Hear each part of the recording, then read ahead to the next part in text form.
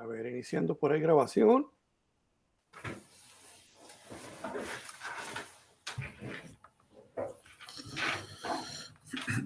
A ver, dice como que está iniciando, pero no veo el foquito todavía rojo de que esté ya grabando. Aquí se ve, ya aparece el letrero, Ya, ahora sí. Bueno, pues vamos a dar inicio a que es el, creo, cuarto en la serie de seminarios TIC y Sociedad que están auspiciados por la Facultad de Ciencias de la UABC, y todo esto en el marco del proyecto para la creación de un centro que atienda precisamente temáticas en torno a la intersección de las TICs y la sociedad, que hemos denominado provisionalmente como Centro para la Justicia, Ética, Democracia e Inclusión en las TIC, las tecnologías de la información y la comunicación. Entonces, pues estas charlas se están grabando y están quedando registradas en el canal de YouTube de la Facultad de Ciencias. Bien, entonces tenemos ahora al doctor Isaac Palazuelos Rojo, que es profesor investigador de tiempo completo en la FECAIS, en la Facultad de Ciencias Administrativas y Sociales de la UABC. Es miembro del Sistema Nacional de Investigadores del SNI y es doctor en estudios culturales con especialidad en juventud y narrativas visuales por el COLEF, el Colegio de la Frontera Norte. Él cursó una estancia doctoral en el ITUCAT, de Internet Research Center de la Universidad Politécnica de Cataluña, en Barcelona, por supuesto. Y ahí se especializó en la materia de tecnoantropología. ¿Sí? Está especializado en temáticas como apropiaciones tecnológicas, redes sociodigitales, tecnopolítica, cultura digital, ecologías mediáticas, culturas juveniles, movimientos sociales, procesos electorales y participación política en la era de Internet. Y bueno, todo esto lo ha compartido, estas temáticas en ponencias, pues en varias, no voy a dar la lista, es una lista larga, pero son varios congresos nacionales, internacionales, conferencias, a la vez que también ha publicado y dictaminado artículos en revistas de divulgación científica reconocidas por la comunidad académica a nivel nacional e internacional. Y bueno, el tema con el que doctor Palazuelos nos va a comentar ahora es de tecnoantropología, particularmente laboratorios ciudadanos y de ecosistemas de innovación. Entonces, adelante con esto. Muchas gracias por la presentación, doctor. Voy a migrar acá a la presentación. Voy a dejar de ver el Google Meet. Si hay alguna falla, les pido por favor que me lo hagan saber.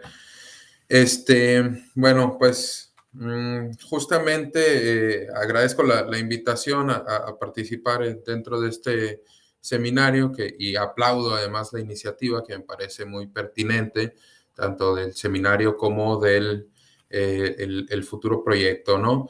Que se plantea. Y pues en este mismo tenor, vengo este día a presentarles un tema vinculado a una disciplina naciente o una novedosa disciplina que empieza a ganar auge y a tener presencia en distintas partes del mundo, y que precisamente lo que propone es una reflexión e incluso más allá de la reflexión, una intervención en este cruce que es la sociedad y la tecnología, ¿no? Entonces, bueno, pasando a la segunda lámina, tratando de definir un poco los orígenes de la tecnoantropología, tenemos que esta nace a partir de distintas características o de valores, ¿no?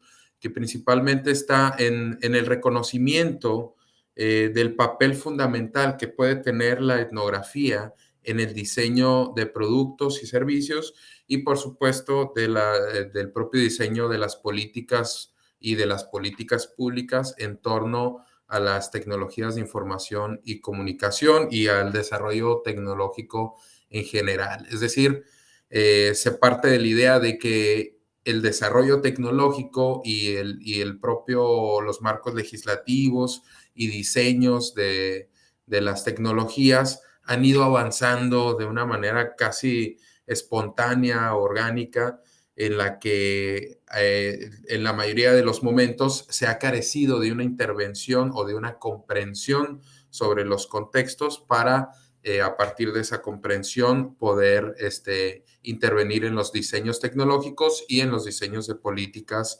en torno al desarrollo tecnológico, ¿no?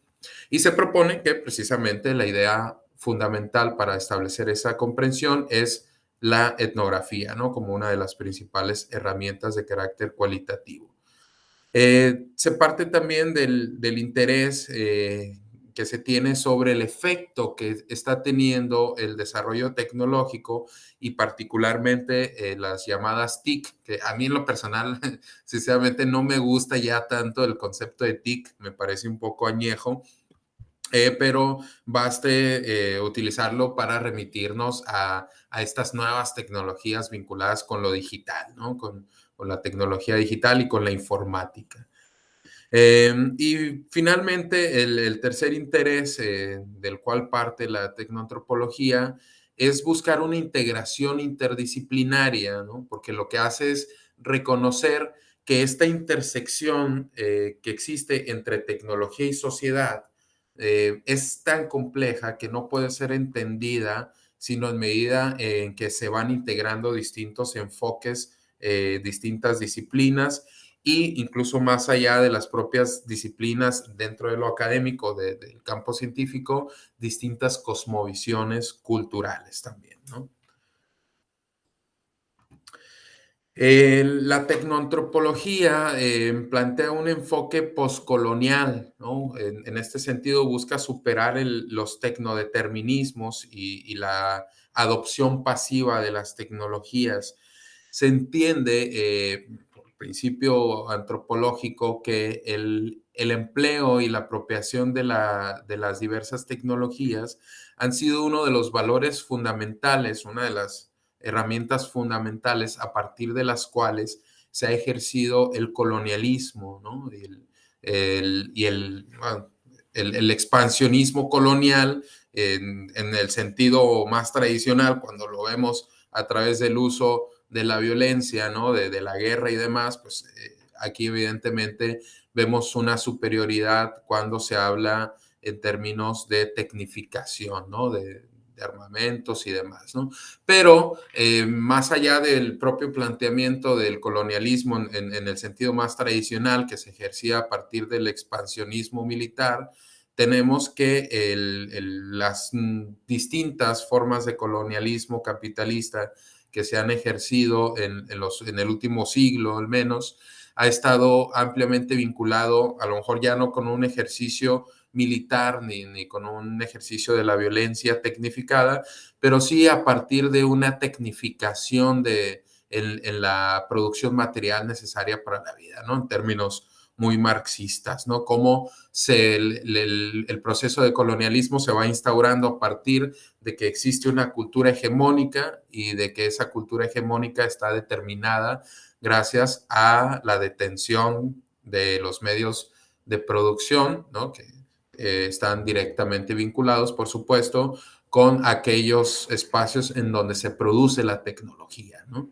Entonces, la tecnología, desde la revolución industrial a la actualidad, ha tenido un papel fundamental en el ejercicio del poder y de dominación entre las clases, ¿no? Entonces, bueno, me parece este punto fundamental y poder entender por qué tiene un vínculo con la antropología, ¿no? Porque pues, tradicionalmente la antropología o las antropologías más viejas, las más viejas etnografías, tenían un vínculo también con una funcionalidad colonial, ¿no? Entender al otro para colonizarlo.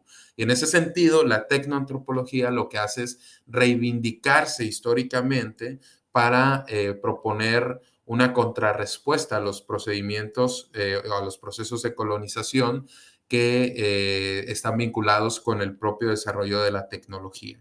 Y en ese sentido, plantea como un segundo enfoque una perspectiva colaborativa que busca integrar investigadores provenientes de diversas especialidades pero también, como lo mencionamos anteriormente, también provenientes de diversas cosmovisiones y de horizontes culturales. Es decir, la visión que se busca integrar no es precisamente o enteramente la científica, sino también distintas cosmovisiones culturales que por el propio devenir histórico de la sociedad global vinculan forzosamente a esta diversidad de cosmovisiones culturales con las apropiaciones tecnológicas, ¿no?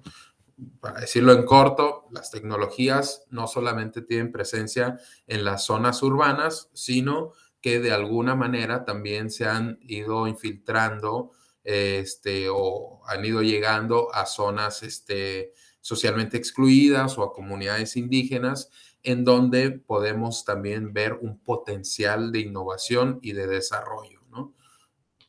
En tercer lugar, propone un enfoque comprensivo, ¿no? En ese sentido, intenta entender la mentalidad de los ingenieros y de los diseñadores para poder establecer un vínculo entre cultura y tecnología. Y finalmente tiene un enfoque social y tecnológico, ¿no? En este sentido, está inspirada primordialmente en la antropología, ¿no? Desde el sentido de la comprensión de la realidad humana a partir del método etnográfico, pero también tiene un vínculo con la sociología al momento de involucrar a diversos actores sociales, principalmente instituciones y sector privado y público, pero por supuesto tiene un vínculo íntimo y estrecho también con la ingeniería, con el diseño, la informática e incluso los propios estudios de mercado, ¿no?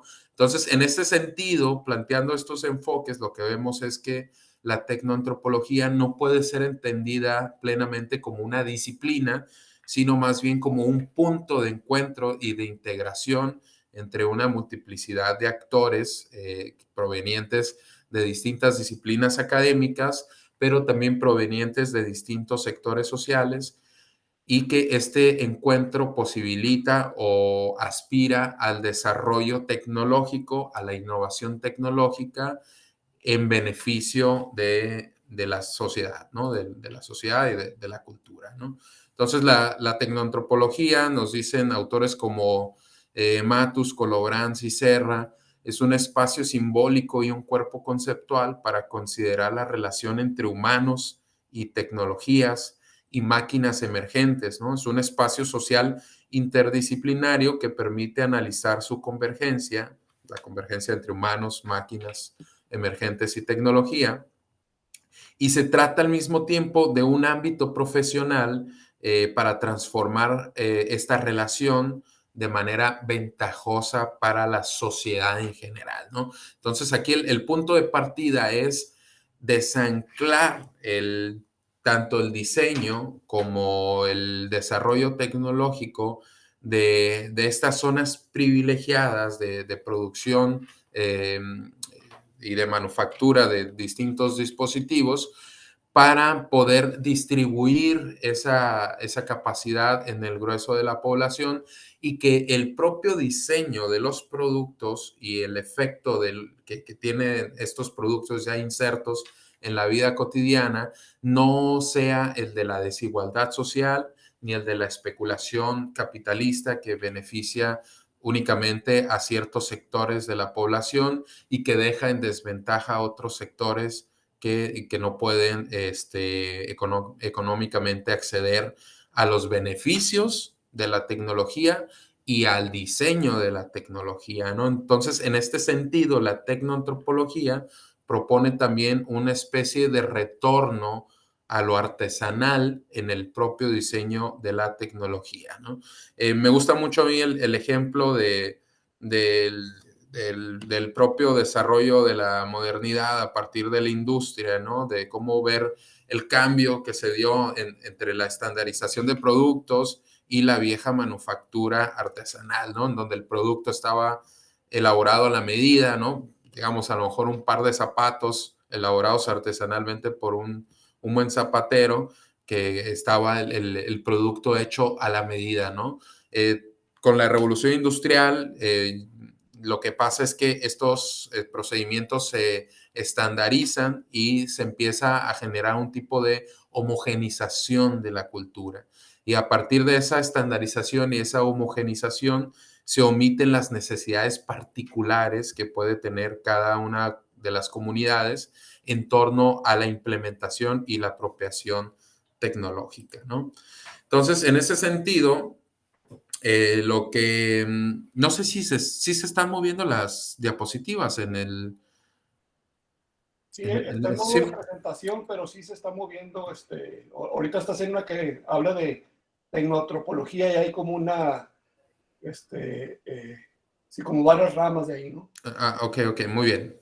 Muy bien, entonces, en ese sentido, lo que vemos es que la tecnoantropología propone un procedimiento de investigación que se fundamenta en la etnografía como principal herramienta metodológica y que a partir de esa comprensión etnográfica de la realidad, vinculada, por supuesto, a la apropiación tecnológica, se puede construir un tipo específico de diseño y posteriormente llegar a un proceso de innovación, ¿no? Entonces, a partir de la investigación etnográfica, se genera el diseño y la innovación.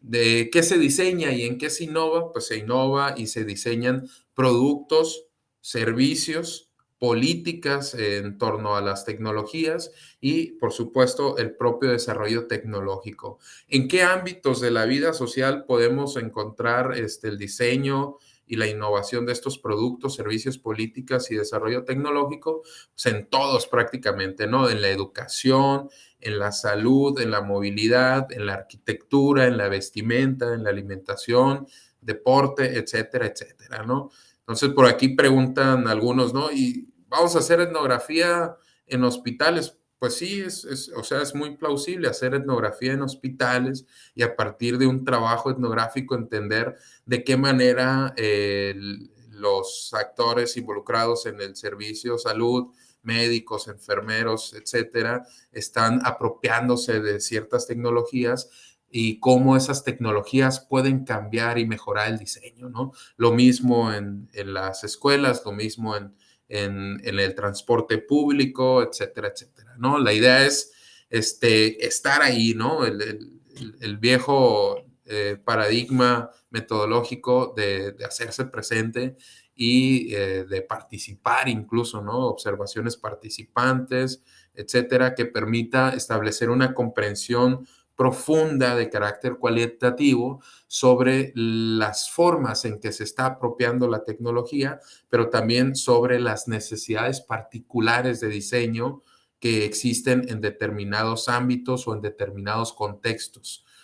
Hago la separación nuevamente porque evidentemente un trabajo etnográfico que se haga dentro de un hospital no nos va a permitir entender cuáles son las necesidades particulares de cada hospital o de cada región, ¿no? Entonces, en ese sentido, no bastaría hacer etnografía en un hospital para, a partir de ella, comprender alguna serie de necesidades y posteriormente hacer un diseño estandarizado y homologado que se distribuya en todos los hospitales del mundo, ¿no? Seguramente hay algunas condiciones particulares en hospitales en México, en Sudamérica o en cualquier otra parte que expongan una serie de necesidades distintas o particulares sobre las cuales se tendría que intervenir en los diseños tecnológicos, ¿no? Entonces, la idea aquí es profundizar cualitativamente y particularizar las necesidades y las formas de apropiación tecnológica para que la propia tecnología atienda esas necesidades y se adapte a esos contextos en beneficio, insisto, en un beneficio particular y no desde una visión estandarizada ni homogénea. Entonces, en global o en general, lo que aquí se me fue esta de una presentación vieja, ¿no? Pero en general, lo que plantea la tecnoantropología entonces es un enfoque poscolonial, ¿no? Rechaza el tecnodeterminismo, rechaza la apropiación pasiva de la tecnología y rechaza la homogenización de la cultura a partir de productos tecnológicos estandarizados en el mercado global, ¿no? Propone un enfoque colaborativo que fomenta la participación tanto de ciudadanos como de académicos provenientes de distintas disciplinas, integra diversas cosmovisiones culturales, es decir, en ese sentido la tecnología se ha convertido también como en un comodín para el discurso occidental y para el discurso colonizador y modernizador, ¿no? Que intenta hacer tabla rasa con todas las culturas y demás, ¿no? Entonces, este sentido, es decir, la tecnología no tiene que ser vista exclusivamente como un dispositivo del proyecto de la modernidad, porque la tecnología, previo al propio desarrollo de la modernidad y al propio desarrollo de la revolución industrial, mantenía un vínculo íntimamente estrecho con la cultura.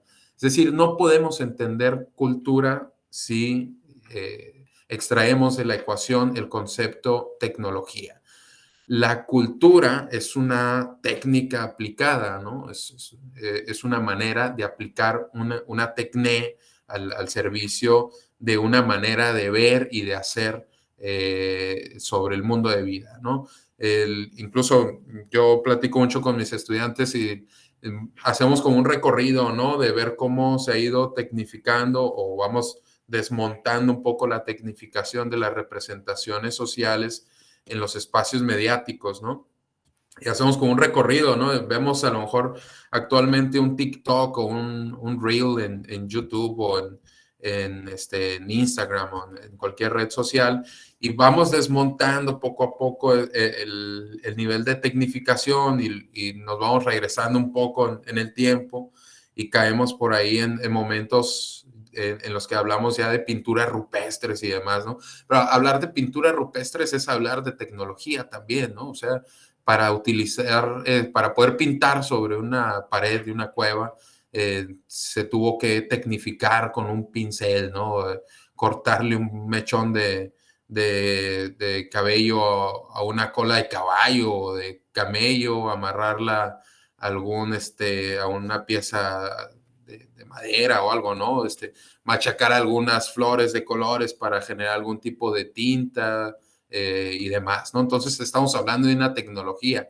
Y si nos vamos un poco más atrás, incluso, pues vemos al propio lenguaje como una tecnología, ¿no? La cultura nace a partir de que se emplea una técnica en el lenguaje y a partir de que se puede nombrar las cosas y a partir de que se puede establecer una comunicación, ¿no? Si hay comunicación con lenguaje, hay transformación de la realidad y hay construcción de cultura. Por lo tanto, la tecnología y la cultura son dos conceptos totalmente indisociables, ¿no? Entonces, en ese sentido, si la tecnología es un concepto indisociable de cultura, no podemos entonces entender a la tecnología como una creación o como un fundamento únicamente del proyecto occidental de la modernidad, ¿no? Entonces, en ese sentido, tenemos que plantearnos la tecnología de una manera incluyente fuera de la propia cosmovisión que se ha manejado a lo largo de todo este proyecto en los últimos siglos, ¿no? Por otra parte, entonces se plantea una cuestión comprensiva que busca vincular tecnología y cultura o reconocer que ambos conceptos son indisociables y en ese sentido poder entonces aportar en los diseños tecnológicos, ¿no? No dejar que la propia tecnología avance de manera espontánea o de manera orgánica, sino intervenir con un proceso de racionalidad técnica que permita comprender cuáles son las necesidades o cuáles son los proyectos más pertinentes para sacarle ventaja socialmente a la propia tecnología, ¿no? Y no ventaja específicamente en el sentido económico, sino ventaja en el sentido social, que sea una ventaja social, no una ventaja económica, ¿no? Y finalmente, un sentido social y tecnológico, ¿no? Que a partir del cual se busca articular enfoques sociales con el diseño tecnológico, la ingeniería y la informática, ¿no? Entonces, la propuesta, si no me equivoco, ya el doctor que presentó la semana pasada nos hablaba acerca del esquema de la cuádruple hélice, ¿no? Que es algo muy similar. Acá la tecnoantropología lo que propone es un esquema de 4 hélices en donde se involucra tradicionalmente, como se ha hecho, al sector público, al sector privado y a la academia, ¿no? A la investigación. La diferencia aquí es que pone en el centro de la ecuación a las usuarias o a los usuarios, ¿no? Es decir, el diseño y el desarrollo tecnológico se puede dar con la articulación de diversos actores públicos, privados y académicos, siempre y cuando estén enfocados en la experiencia de los usuarios, ¿no? De las necesidades particulares que tienen los usuarios. Aquí es invertir un poco el esquema, ¿no? En lugar de ir de arriba hacia abajo, ir de abajo hacia arriba, ¿no? Que el propio campo, que la propia realidad nos hable de cuáles son las necesidades, en lugar de discutir entre actores públicos, privados y académicos cuáles serían los diseños pertinentes o las estrategias pertinentes para solucionar problemáticas que experimentan los ciudadanos o los usuarios. Invertimos la ecuación y ponemos al usuario en el centro para que a partir de su experiencia podamos enriquecer la comprensión de cuál es el contexto particular en el cual se apropia la tecnología y cuáles son las necesidades particulares que están presentes en ese contexto, y a partir de ellas poder plantear alguna solución e intervenir, ¿no? No únicamente entre estos otros 3 sectores, sino involucrando en todo momento al ciudadano o al usuario dentro de todo el proceso de diseño y de desarrollo tecnológico. No solamente se pondera su experiencia, sino que se le coloca como un actor protagónico en el proceso, ¿no? La vieja frase, ¿no? No le des pescado, enséñale a pescar, ¿no? Algo así. Y para eso, pues, es necesario intervenir mediante una estrategia metodológica que sea de carácter comprensivo, que en este caso la propuesta es en todo momento la etnografía.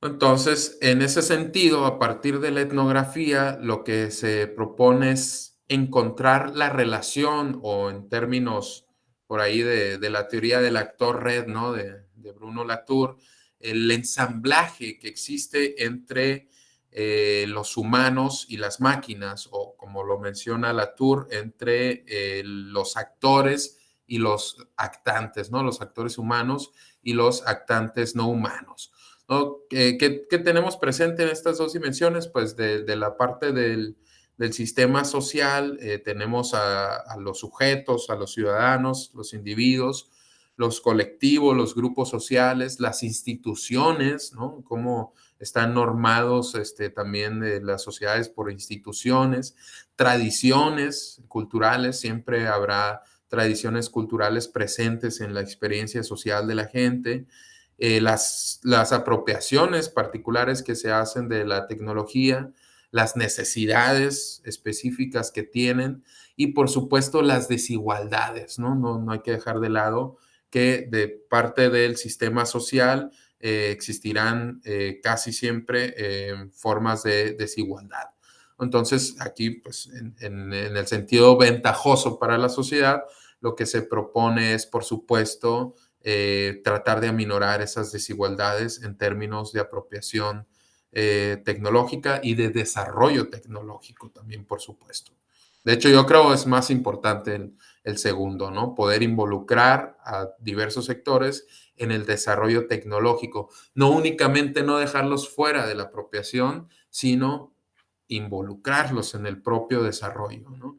Y del lado del sistema no humano, no social, pues tenemos, por supuesto, todos los dispositivos, ¿no? Computadoras, celulares, tablets, plataformas, aplicaciones, softwares, consolas, la propia infraestructura tecnológica de la que dependen, prótesis, robótica, mecatrónica, etcétera, ¿no? Entonces, aquí lo que se busca es, a partir de una metodología etnográfica, entender los ensamblajes que existen entre los actantes humanos y los actores humanos y los actantes no humanos, y cómo a partir de ese proceso de ensamblado se construye la realidad o los fenómenos sociales que sean de nuestro interés, ¿no? Yo creo que prácticamente ahorita, a donde volteamos a ver, no vamos a poder encontrar ningún fenómeno o ninguna realidad que no esté configurada a partir de un ensamblaje entre máquinas y humanos, ¿no? O entre actantes no humanos y actores humanos, ¿no? Aquí la propuesta general es ampliar la visión de la concepción de tecnología y no reducirla únicamente a lo que imaginamos de manera espontánea cuando decimos tecnología en la actualidad, que es vincularlo siempre a computadoras y dispositivos digitales, sino tecnología en general, ¿no? O sea, desde el calzado, la ropa, pasando por la mecánica y, por supuesto, hasta llegar a la tecnología digital y a la informática, ¿no? Entonces, la propuesta de la tecnoantropología es, en un sentido, investigar, comprender y evaluar para poder diseñar e innovar a partir de una interdisciplinariedad que incluye a las ciencias sociales, a la ingeniería y la informática, y que deriva en un proceso de intervención, de proposición y mejoramiento, ¿no? Para llegar a una colaboración entre gobierno, empresas, academia, pero en todo momento involucrando a los usuarios como actores protagónicos del proceso. Uno de los proyectos a nivel internacional que más se han apegado con la propuesta de la tecnoantropología son los llamados laboratorios ciudadanos, ¿no? Que estos, si no me equivoco, el primer laboratorio ciudadano nace en Cornellà de Llobregat, en Cataluña, por ahí del 2007, ¿no? Y actualmente ya existe una red de laboratorios ciudadanos en toda Europa y una proliferación también de laboratorios ciudadanos en Latinoamérica, en México y en diversos países, ¿no?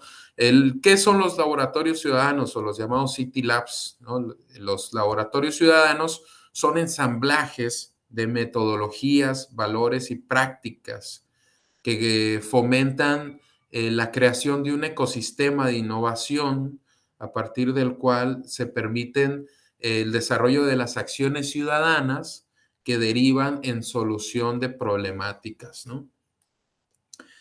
De acuerdo con autores como Serra Hurtado, el laboratorio ciudadano tiene como fundamento la idea de abrir el concepto de I+D+I, ¿no? De investigación, desarrollo e innovación al público en general.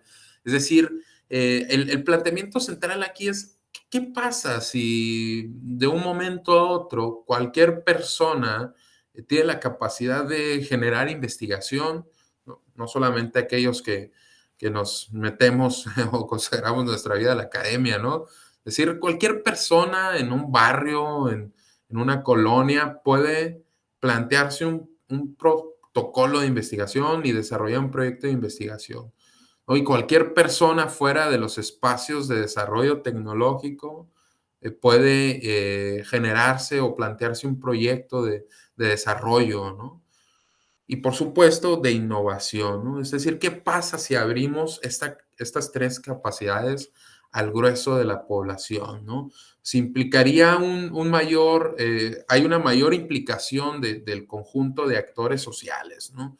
Es decir, relacionarlos, ¿no? De ir ampliando el proceso de formación de redes. Y en ese sentido, a mí me gusta mucho como la metáfora que plantea Bruno Latour al final de su libro, ¿no? De este libro de Reensamblar lo social, habla acerca de la marioneta, ¿no? Y plantea una metáfora que dice, bueno, tradicionalmente lo que decimos con la metáfora de la marioneta es cortar los hilos para poder ser libre, ¿no? Dice, lo que dice es, yo la voy a plantear al revés, dice, ¿qué pasa si a la marioneta le ponemos más hilos en lugar de cortárselos, ¿no? O sea, alcanza mayor movilidad, alcanza mayor expresividad, ¿no? Se vuelve más humano, ¿no? Entonces, en ese sentido, la propuesta es ampliar las aristas, ¿no? Y complejizar muchísimo más la red, establecer más vínculos, involucrar mayor contacto entre una diversidad de actores y al mismo tiempo potenciar la capacidad de investigar, de desarrollar y de innovar, porque hay más actores involucrados, ¿no? Entonces, en ese sentido, es importante considerar al ciudadano como un actor más dentro del sistema de investigación, desarrollo e innovación. Entonces, ya para ir cerrando un poco, lo que plantea este mismo autor, Arthur Serra, es que bueno, las redes sociales, como ustedes saben, es un concepto teórico sociológico que nos ha permitido comprender de alguna manera a la sociedad mucho antes de que existiera lo que conocemos ahora como redes sociales, ¿no? Vinculadas a la web 2.0, ¿no? A Internet y demás, ¿no? De hecho, el propio libro de Latour lo que plantea es precisamente una ontología plana, es decir, una configuración no jerárquica en donde se ensamblan mediante redes diversos actores y actantes, ¿no? Entonces, tenemos que la realidad social es un proceso de ensamblado mediante el cual se forman redes en donde diversos actores y actantes se involucran para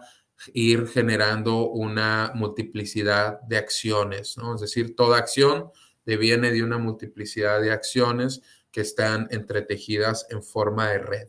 Entonces, lo curioso es que cuando se consagra el concepto de red a partir del desarrollo de la web 2.0, lo que empezamos a ver es un replanteamiento de la arquitectura social que nos permite ampliar los márgenes de posibilidades, de vínculos, de encuentros, de asociaciones, de redes entre diversos actores. Entonces, el concepto de end-to-end, ¿no? Que es como de punta a punta, ¿no? Poder hacer la traducción, es precisamente el fundamento de la arquitectura de Internet.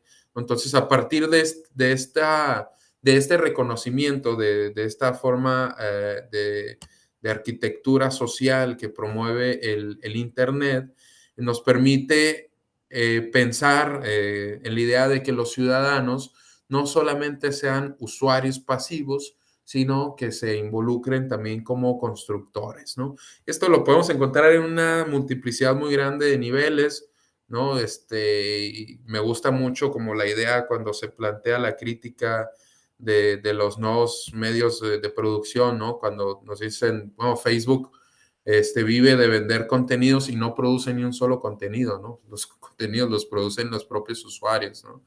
Entonces, vemos como una multiplicidad muy grande de niveles que nos hacen visible la idea de que los usuarios pueden participar y pueden estar presentes o incluso se pueden volver actores protagónicos de la construcción social de la realidad, ¿no? O de distintos procesos, de distintos fenómenos, ¿no?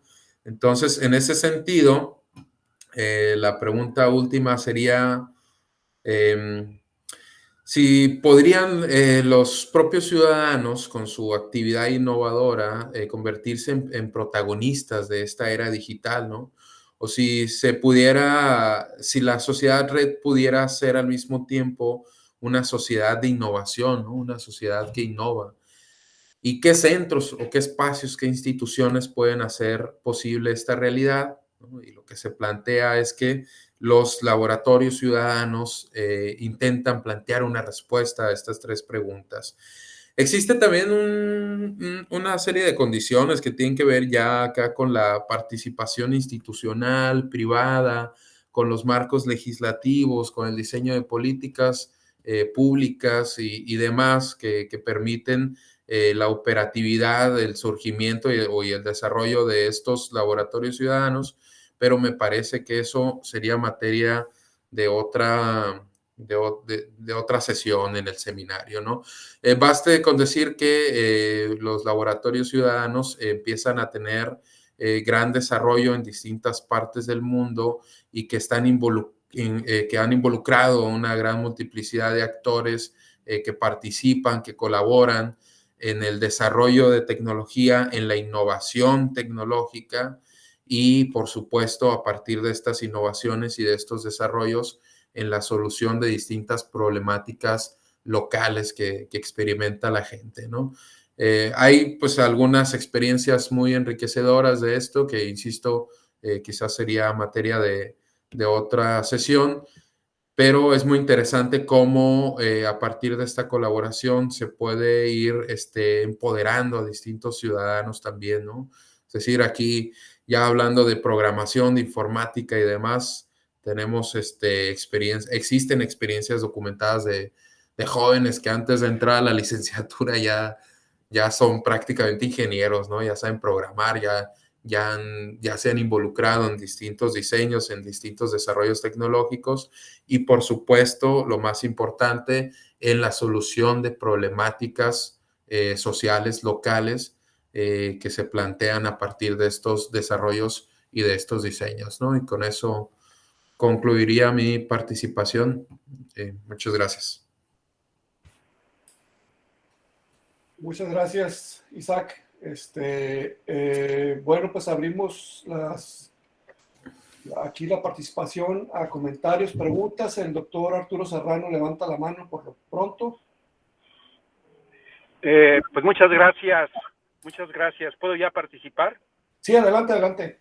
Perfecto, excelente. Pues en principio felicitar a Isaac por la excelente presentación y esos conceptos que nos compartió realmente son fundamentales para lo que esta opción de generar el centro sociotécnico que la universidad está planeando realmente son conceptos fundamentales. Y yo quisiera nada más dar una humilde respuesta a la pregunta que nos hace Isaac en cuanto a crear espacios innovadores. Yo siento que es posible crear espacios innovadores donde los actores participen de diversa naturaleza, siempre y cuando nos desplacemos de esa centricidad de la innovación del espacio schumpeteriano. Es decir, que no nada más es competitividad y productividad, sino también es creatividad e involucrar a gente de toda naturaleza.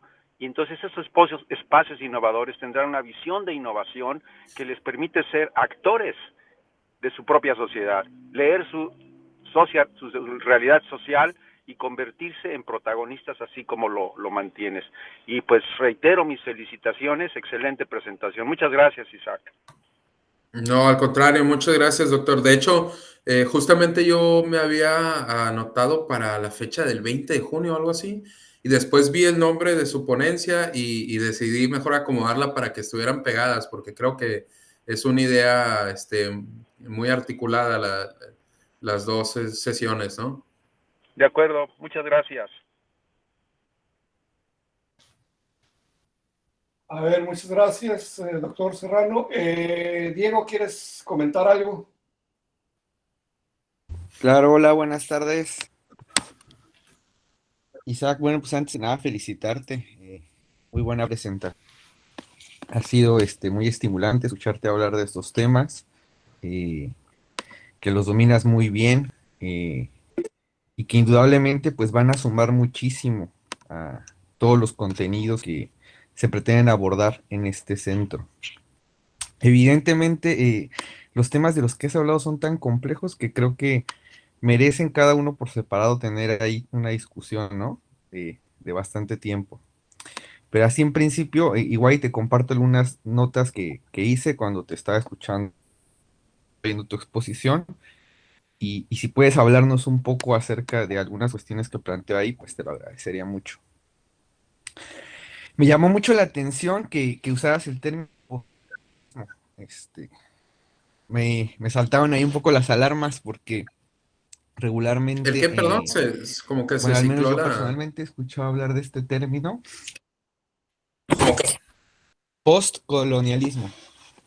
Ok. en lugar Sí. de colonialismo, ¿verdad? Y te decía que en la literatura de la India, ¿verdad? Se suele hablar mucho de postcolonialismo y también en la literatura africana, en la literatura de países que se han independizado en el siglo XX, ¿no? Y yo te quería preguntar, ¿no crees tú que ya el mundo digital en su propia estructura rinde cuenta de un nuevo colonialismo más que de una etapa postcolonial que es más omnipresente que nunca? Se me ocurre pensar, por ejemplo, en la cuestión de los lenguajes de programación, ¿no? Y se me ocurre pensar, ¿no? Que para hacer realidad todo este proyecto eh, de lo que nos estabas hablando, valdría la pena pensar quizá también en realizar un proceso de descolonización epistémica que parte precisamente de descolonizar el lenguaje para que la tecnología pueda ser realmente una expresión de la cultura y de las necesidades locales y no a la inversa. Porque digo, a pesar de todo eh, lo que podemos ver, ¿no? Parece que la tecnología dominante o la hegemónica parece estar modelada para crear necesidades globales, montadas sobre un modelo colonial a nivel estético, perceptivo, emotivo, psicológico y moral. Decías que los creadores de contenido en Facebook, por ejemplo, son los usuarios, pero la estructura sobre la que se montan todos esos contenidos y la forma en la que el usuario interactúa con esos contenidos, eso es lo que produce Facebook, ¿no? Y en cierto modo ahí está montado toda una forma hasta de percepción que podríamos llamar colonial.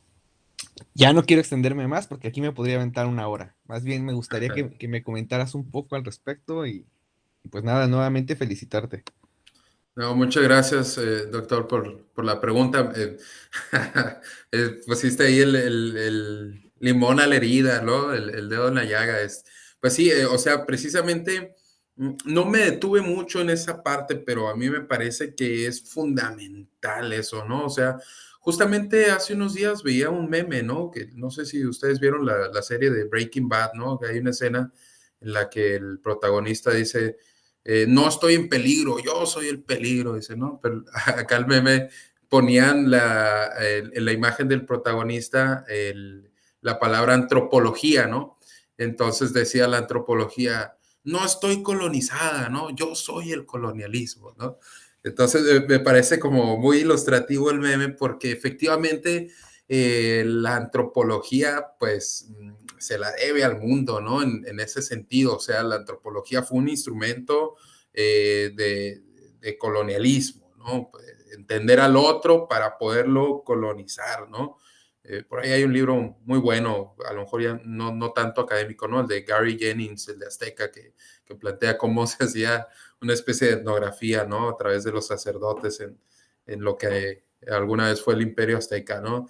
El punto es, la antropología está en deuda de alguna manera con el mundo y no es la tecnoantropología el primer momento en el cual intenta reivindicarse y responder, ¿no? De hecho, cualquier estudiante común de antropología en la actualidad está estudiando o tiene un apego con la comunidad, con la desigualdad social que experimenta la comunidad a la que estudia, etcétera, etcétera, ¿no? Hace muchos años que la antropología dejó de ser un instrumento de colonialismo y empezó a denunciar la desigualdad que existe en el mundo, ¿no? Y la tecnoantropología no es la excepción dentro de ese mismo de esa misma tendencia, ¿no? Entonces, lo que plantea acá la tecnoantropología es que gran parte de los procesos de colonialidad o de colonialismo que se experimentan en la sociedad global actual están vinculados con el desarrollo tecnológico, ¿no? Así como bien lo mencionaste tú hace un momento, fabrican necesidades, ¿no? A lo mejor que no son necesidades reales, pero pues queremos tener el nuevo iPhone o queremos tener ciertos dispositivos, etcétera, ¿no? Yo creo que para poder entender realmente la postura postcolonial que plantea la tecnoantropología es fundamental en todo momento desanclar el concepto de tecnología del concepto de modernidad. Es decir, la tecnología siempre está presente, ¿no? Siempre ha estado presente. No podemos hablar de cultura si no hablamos de tecnología. Y si es así, entonces la tecnología no depende de la modernidad, ¿no? Ni es un concepto moderno, ni es un concepto occidental. Entonces, aquí lo interesante sería, a propósito de que mencionas autores de África, de la India y demás, recuerdo el texto por ahí de Spivak, ¿no? Que preguntaba, ¿puede hablar el subalterno, no? Entonces, aquí sería, la idea es, ¿cómo puede hablar el subalterno en un contexto tecnificado? ¿Y cómo puede el subalterno desarrollar tecnología, su propia tecnología? Y me parece que efectivamente el reto más grande probablemente se encuentre precisamente en los lenguajes de programación, ¿no? Pero a lo mejor habría que replantear la pregunta de Spivak en el contexto tecnológico y pues echarle coco ahí, ¿no? Entrarle a la discusión y pues ir solamente también la discusión no queda en el aire, sino que ir recogiendo algunas experiencias, porque precisamente a partir de las experiencias de los laboratorios ciudadanos y de los Fab Labs, se ha dado cuenta de que existe gran participación de comunidades indígenas, ¿no? O sea, hay varios Fab Labs que están instalados en comunidades indígenas y en donde estas comunidades participan de diversas maneras, no en forma pasiva, sino de maneras activas en el desarrollo de distintas tecnologías, ¿no? Habría que recoger esas experiencias y replantearnos la pregunta y tratar de ver de qué manera está hablando el subalterno en un contexto tecnificado, ¿no? Muy bien, muchas gracias. Pues por ahora yo creo que vamos a ir concluyendo. Como yo tengo la palabra, me gustaría dar algunos comentarios, ¿no? Ahí en el chat les mando primero una liga de este concepto de los Living Labs. Yo lo conocí por allá en el 98, 99, cuando yo estaba en la maestría, ya saliendo hacia el doctorado. En el contexto en esa ocasión, el doctor Jesús. Se cerró el audio, doctor, de su computadora. A ver. Ahí está. A ver, espérame. Espera un momentito. Es que para empezar no tenía ni el micrófono puesto. ¿Ahí se oye mejor? Sí. Ok. Perdón, entonces les decía que quería cerrar con un comentario porque ya estamos en la hora. De que conocí yo el término de Living Labs o laboratorios vivientes por allá del 98, 99, cuando tomaba todavía en la maestría la clase de cómputo colaborativo que impartía el doctor Jesús Favela. Y eso en el contexto de eso, de cómputo ubicuo y cómputo colaborativo y eso, con Gregory Abbott, que él tenía un proyecto que se llama The Aware Home, ¿no? Allá en la Universidad de Georgia Tech o por allá, y que básicamente construyeron una casa tecnificada para ver cómo se interactuaba con la tecnología, ¿no? Entonces veo que el concepto ha ido evolucionando y ahora lo relacionas más, bueno, con conceptos tecnoantropológicos y ya donde se involucran otros factores que en ese entonces no se veían, ¿no? Y también les quería compartir como segundo, por aquí, otro artículo que es reciente, 2021, donde se cuestiona un poco, se llama Are Living Labs Effective? Exploring the Evidence, ¿no? Entonces se explora precisamente el concepto que ha ido evolucionando de los Living Labs y se argumenta un poco que en la evidencia no se ha publicado mucha evidencia de su efectividad, ¿no? Entonces yo creo que sería interesante dar una revisada a toda esta historia para ver como que cosas muy puntuales sí se han presentado de evidencias, pero como en que en lo global, como que falta un poco, ¿no? Al menos eso es lo que argumentan en el segundo artículo, ¿no? Pero bueno, eso es las conclusiones, los comentarios finales que quisiera dar, digo, más que nada por razón de de tiempo, ¿no? Ya algunos se han desconectado, el doctor Serrano, Isaura y otros se fueron desconectando. Entonces no quiero extenderlo mucho más, solamente me gustaría entonces tomar la pantalla para proyectar aquí la constancia de agradecimiento que se le enviará, pues le enviaré yo más tarde al doctor Isaac Palazuelos, pues como dice aquí, por su participación en el ciclo de seminarios sobre TIC y Sociedad 2022 que organiza la Facultad de Ciencias, con la plática titulada Tecnoantropología, Laboratorios Ciudadanos y Ecosistemas de Innovación. Y bueno, yo te la haré llegar, Isaac, en un momento.